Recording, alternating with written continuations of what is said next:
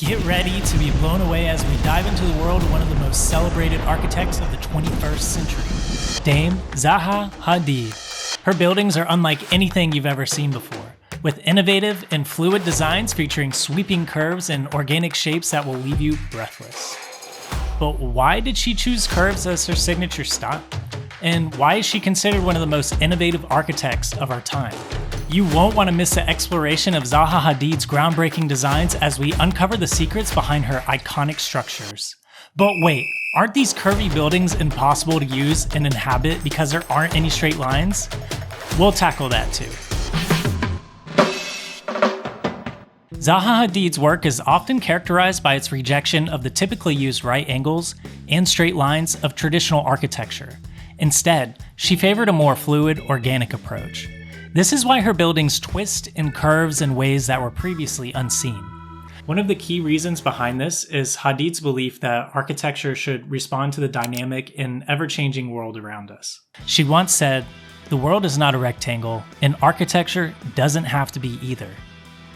This belief in fluidity is very evident in a lot of Hadid's designs. For example, the Heydar Aliyev Center in Baku, Azerbaijan, which was completed in 2012, it features a sweeping, undulated roof that appears to defy gravity.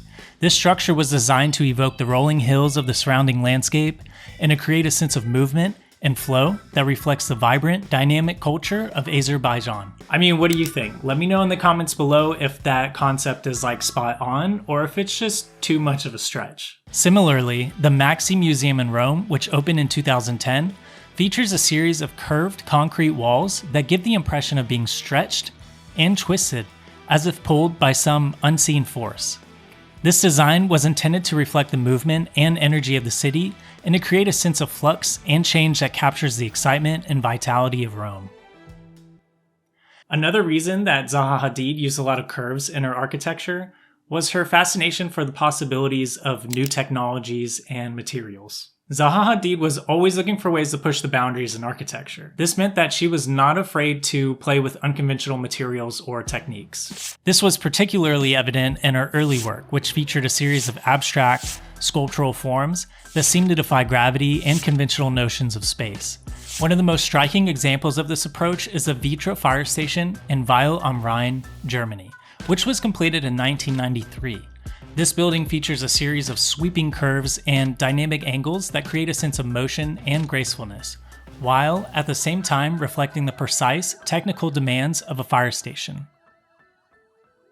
Hadid used a wide range of unconventional materials in this project, including reinforced concrete and steel, and this was to create a structure that was both functional and aesthetically innovative. Many experts in the field of architecture have always praised Zaha for her use of curves in her designs, and this is because it creates a sense of movement and energy, which is much more difficult to achieve with straight lines and right angles. According to Aaron Betsky, the former director of the Cincinnati Art Museum and leading architecture critic, she collaged together a geometric essence inherent in our reality and melded it into icons of fluidity. So I wonder if Aaron Betsky still feels that way, and if everybody likes the video, then it will go totally viral. And Aaron Betsky, if you're out there somewhere, drop us a comment down below. Anyways, others have noticed that Zaha Hadid's use of curves have allowed her to create spaces that are more flexible and adaptable than other spaces created with more traditional rectangular forms. This is because some people believe that curves can be more easily modulated or transformed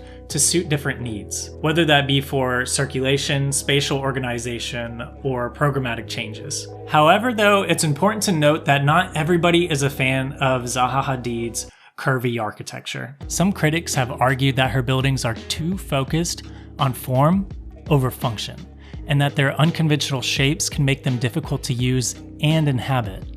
Others have criticized the high costs and technical challenges associated with building curved structures, arguing that they are not always practical or sustainable.